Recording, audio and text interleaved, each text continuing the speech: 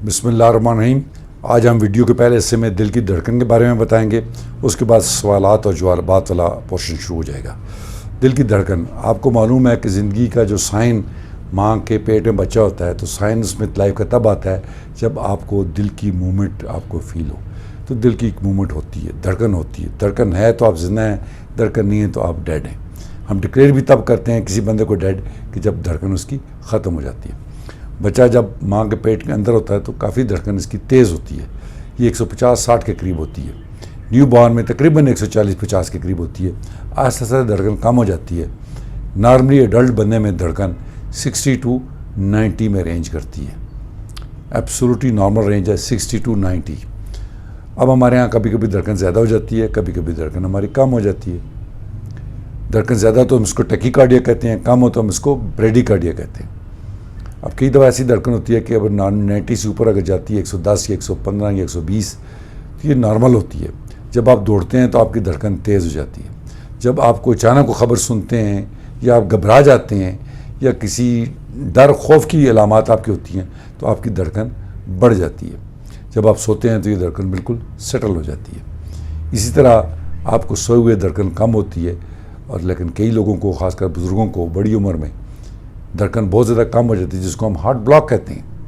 तो ये बीमारियाँ हैं। और इस तरह हमारे पास धड़कन जब कभी 140 से ऊपर चली जाए तो हम इसको एसवीटी कहते हैं। ये भी अगेन ख़तरनाक है, मुख्तलिफ बीमारियों की अलामात है और हम उनको डिस्कस करते हैं। पहले तो धड़कन का ज़्यादा होना, पहले मैंने कहा है कि ये चीज़ फिजियोलॉजिकल है, डर खौफ से हो सकती है, एक्सरसाइज से हो सकती है। अचानक आप एग्ज़ाम के रिज़ल्ट का सुने, धड़कन आपकी तेज़ हो जाएगी। आप किसी अनवांटेड बंदे को देखें तो आपकी धड़कन तेज़ हो जाएगी। तो एक फिजियोलॉजिकल फिनोमेना है। हमने ये देखा है कि जो बंदे रेगुलरली चल रहे हों, रेगुलर एक्सरसाइज कर रहे हों, उनकी धड़कन कंट्रोल में रहती है। जो लोग एक्सरसाइज नहीं करते, घरों में बैठे रहते हैं, तरह तरह की उनको परेशानियाँ, टेंशन, कोई टेलीफोन की बात होगी, कोई इधर की सुन ली तो उनकी धड़कन तेज़ जाती है। रात को सोचो विचार करेंगे तो उनकी धड़कन तेज़ जाती है। धड़कन तेज़ को ये वो लोग कहते हैं कि नॉर्मली जब हमारा दिल चल रहा होता है तो हमें नहीं पता होता, बट कई लोगों को अपना दिल चलता हुआ महसूस होता है। तो ये स्ट्रेसफुल टेंशन की वजह से है। लेकिन इसकी पैथोलॉजिकल वजूहत भी हैं। मिसाल के तौर पे थायरोटॉक्सिकोसिस एक बीमारी है। थायराइड आपका बहुत एक्टिव हो जाता है, आपकी धड़कन बहुत ज़्यादा तेज़ हो जाती है। अनीमिया है, हीमोग्लोबिन कम है, आपकी धड़कन तेज़ हो जाती है। इसी तरह कई दिल की बीमारियाँ, मिसाल के तौर पे माइट्रल स्टेनोसिस या माइट्रल रिगर्जिटेशन या आर्टेरियल रिगर्जिटेशन, इनमें दिल की धड़कन तेज़ हो जाती है। कई पैदाशी बच्चों की साइनोटिक हार्ट डिजीज़ हैं, ब्लू बेबीज़ हैं, उनमें धड़कन तेज़ होती है। इसके अलावा कोई दवाइयाँ ऐसी हैं जो हम देते हैं तो उससे दिल की धड़कन तेज़ हो जाती है। तो ये पैथोलॉजिकल प्रॉब्लम्स हैं सारे। लेकिन मेजॉरिटी जो हमारे पास आते हैं धड़कन तेज़ है, वो ज़्यादातर फिजियोलॉजिकल होती है, वो साइकोलॉजिकल रिलेटेड है, और उसमें कोई सी फिक्र की बात नहीं है। हम खुद देख के, टेस्ट करके, ECG करके, EQ करके बता देते हैं कि धड़कन तेज़ होने की वजूहत क्या है। लेकिन फिर मैं कहूँगा कि इसका 90% जो लोग हमारे पास आते हैं उनकी धड़कन नॉर्मल फिजियोलॉजिकल है, स्वाय स्ट्रेस के, टेंशन के नहीं है। अगर आप रेगुलर चल रहे हैं, आपने अपने लाइफस्टाइल चेंज किया हुआ है, मुनासिब खाते हैं, रेगुलर चलते हैं, सेहतमंद ज़िंदगी गुजारते हैं, तो ये प्रॉब्लम नहीं होती। अब जब कम होता है तो अगेन जो एक तो ख्याल रख लें कि जो एथलीट्स होते हैं, मैराथन रेसर्स होते हैं, उनकी दिल की धड़कन कम होती है। वो कई दफ़ा 40 तक होती है। बट कई दफ़ा हमने देखा लोग चल फिर रहे हैं, कोई तकलीफ नहीं, उनकी धड़कन कम है। फिजियोलॉजिकल्स भी होती हैं। लेकिन एक एज में जो एज गुजरती है और कोई बंदा आ जाए वो कहे कि मेरी धड़कन तेज़ है और उसके साथ उसको चक्कर आए, तो ये फिर हार्ट ब्लॉक है। इसके लिए फिर हम कुछ करते हैं। पहले तो हम टेम्परेरी पेसमेकर डालते हैं, फिर परमानेंट पेसमेकर डालते हैं। तो बहुत ही कम होना भी ख़तरनाक बात है और बहुत ज़्यादा होना भी ख़तरनाक बात है। तो ये तो हुआ धड़कन के बारे में, जो मैं पहले भी कई वीडियोज़ में बता चुका हूँ। बहरहाल अगर कुछ समझता है ऐसी बात है तो उसको हमारे मराज़ कल्ब से चेकअप कराना चाहिए और उसके बाद इसका प्रॉपर इलाज करना चाहिए। फिर मैंने कहा मेजॉरिटी लोगों में काम ये ज़्यादा होना, ये नफसियाती मसले, बैठे बैठे इनएक्टिव लाइफ, उसमें ये ज़्यादा प्रॉब्लम आ जाती हैं। जो लोग तेज़ चलते हैं, वॉक करते हैं, एक्सरसाइज करते हैं, ये प्रॉब्लम उनको नहीं होती। दूसरे क्वेश्चन है जी Hamza from Abbottabad, my home town. I have got 2 questions. LVH is normal for 60. If not, what is the treatment for LVH?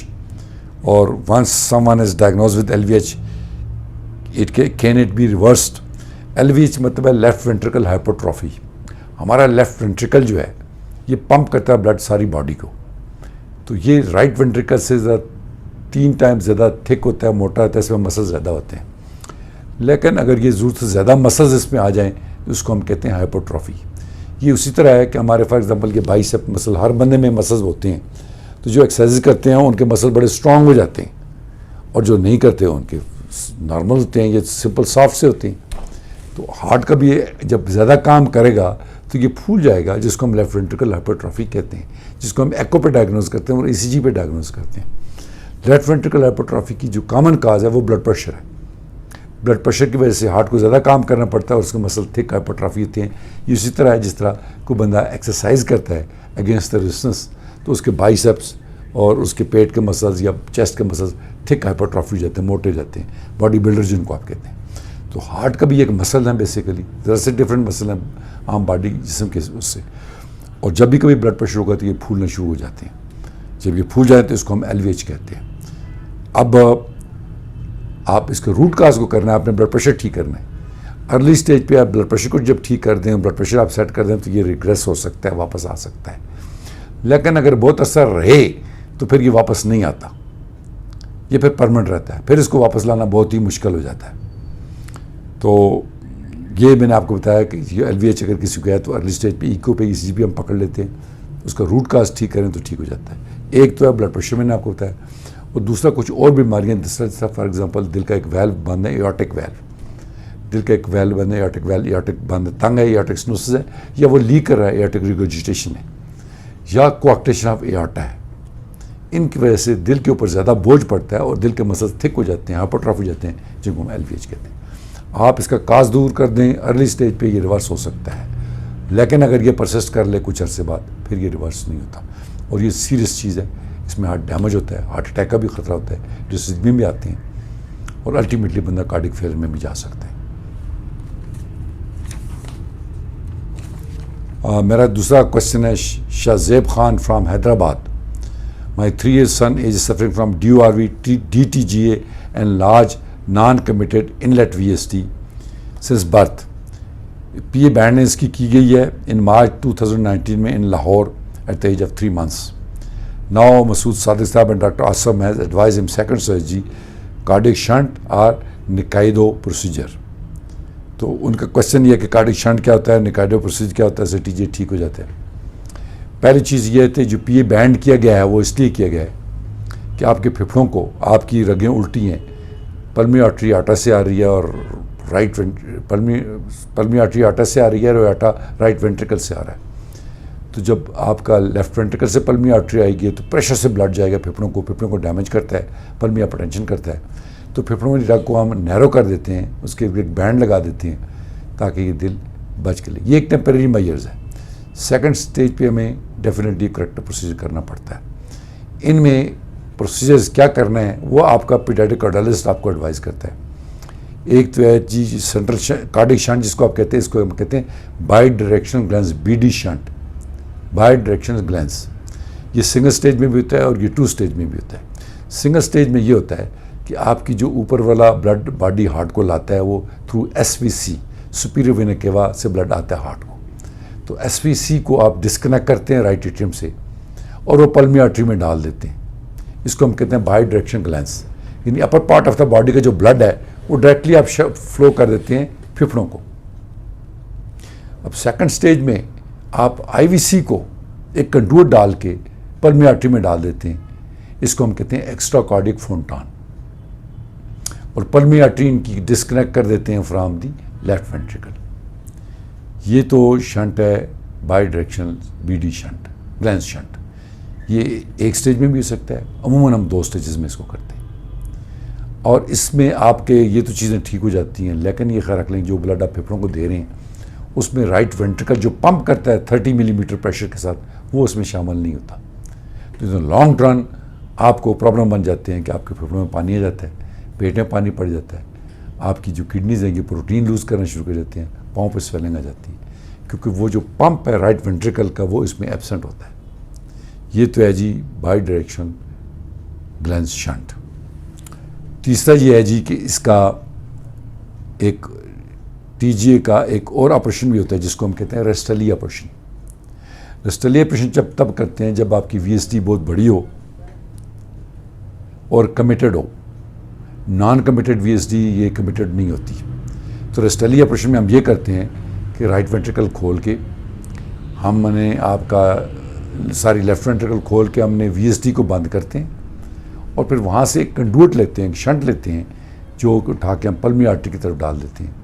ये शंट हमारे पास होमोग्राफ्ट भी हो सकता है, ये गाय की पेरिकार्डियम की उसकी जुगुलर वेन भी हो सकती है, और आर्टिफिशियल मेड भी होते हैं। ये एक कंटेग्रा एक ग्राफ्ट का नाम है, वो भी हो सकता है।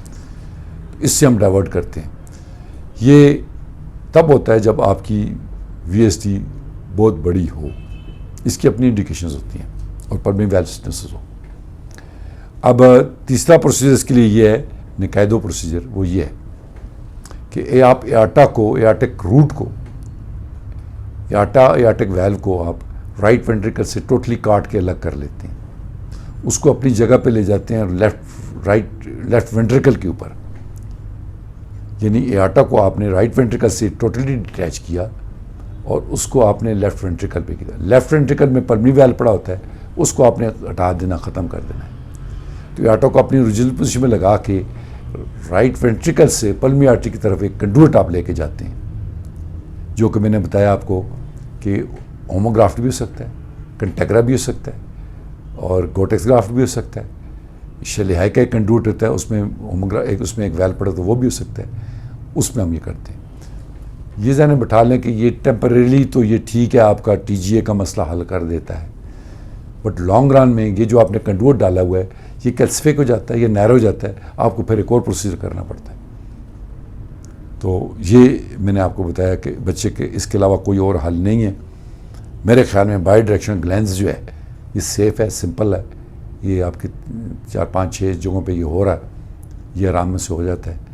और निकायदो का प्रॉब्ली इतना एक्सपीरियंस नहीं है पाकिस्तान में, बट ये एक प्रोसीजर है जो कि किया जा सकता है। मेरा अगला क्वेश्चन है हारून सिद्दीकी फ्रॉम इंडिया।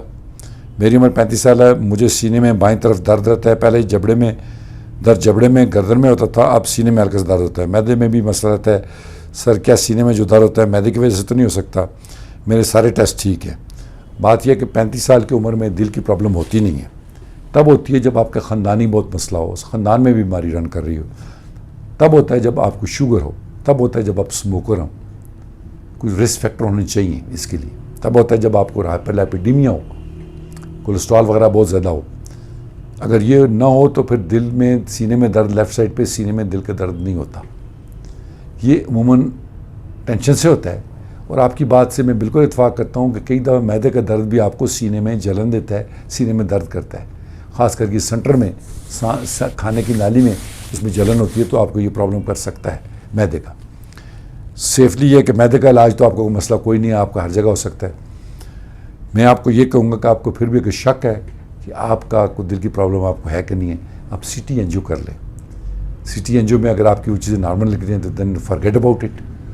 जो सीने में दर्द होता है या पट्टों में दर्द है, मैदे के लिए कोई दवाई ले लें, मुरगन ग़िज़ाएँ ना खाएँ, चटपटी चटनी और अचार और ये चीज़ें ज़रा अवॉइड करें, अस्पताल का छिलका इस्तेमाल करें, ठंडा दूध इस्तेमाल करें, तो ये प्रॉब्लम नहीं होनी चाहिए।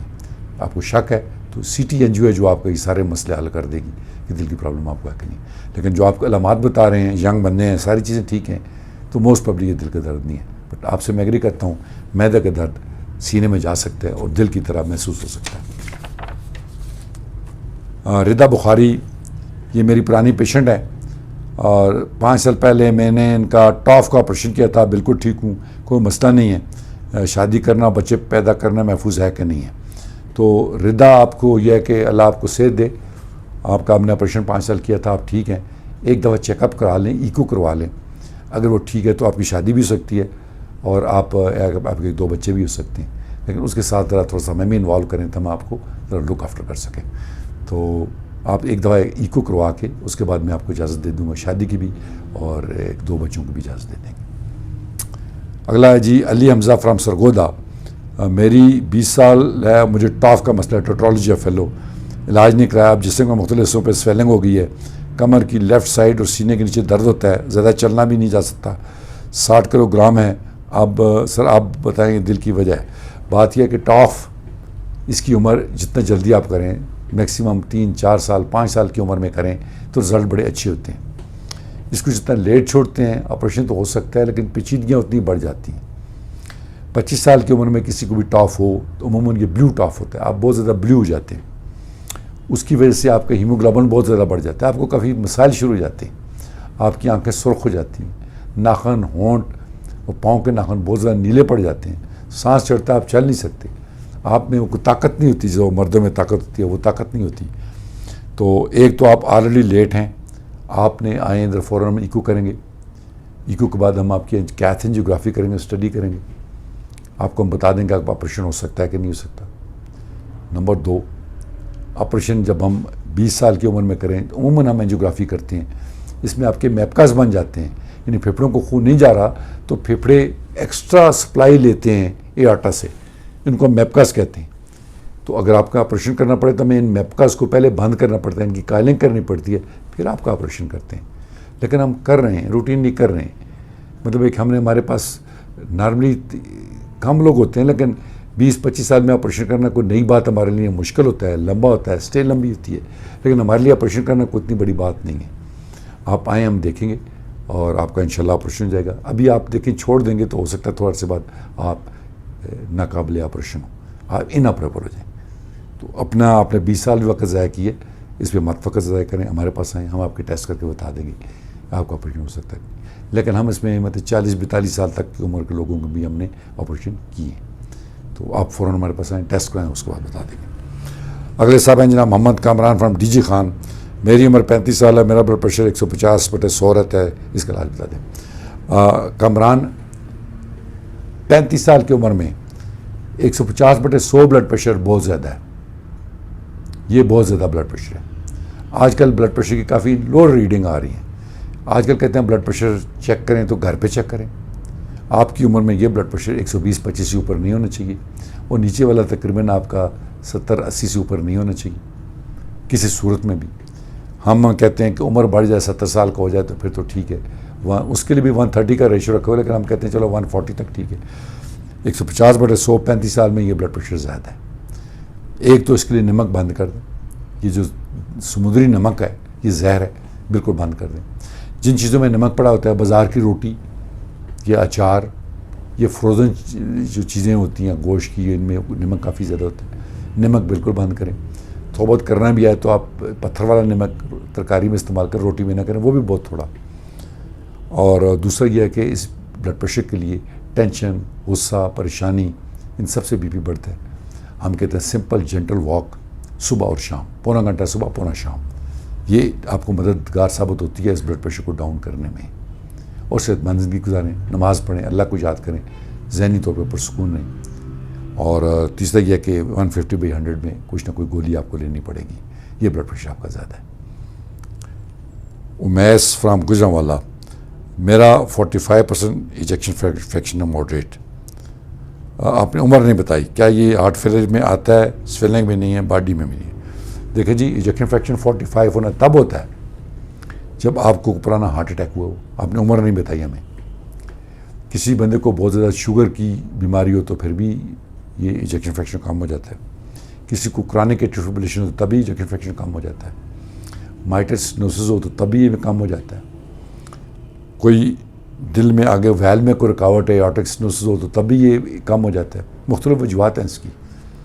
ज़्यादातर ये इजेक्शन फ्रैक्शन तब कम होता है जब आपके हार्ट को कोई पुराना हार्ट अटैक हुआ होता है, हार्ट डैमेज हुआ होता है। नॉर्मल इजेक्शन फ्रैक्शन नहीं है। नॉर्मल इजेक्शन फ्रैक्शन 60-65 है, तो ये 45 कम है। बट अगर आपके ये फैक्टर्स यही चलते रहे, दिल वाले, ऑब्स्ट्रक्शन है, प्रॉब्लम है, एट्रियल फिब्रिलेशन है, तो ये इजेक्शन फ्रैक्शन मॉडरेट जो 45 है कि चल के अल्टीमेटली कार्डियक फेलियर में भी जा सकता है। ठीक है जी। तो इसमें एक है लो इजेक्शन फ्रैक्शन, एक है मॉडरेट इजेक्शन फ्रैक्शन और एक है नॉर्मल इजेक्शन फ्रैक्शन। ये 45 मॉडरेट में आता है, मिडल उसमें आता है, तो ये कम है। अगर आपने इस तरह छोड़ दिया तो लाइफ में लेटर ऑन आप कार्डियक फेलियर में जा सकते हैं। इसका प्रॉपर इलाज करें। बहुत बहुत शुक्रिया, थैंक यू।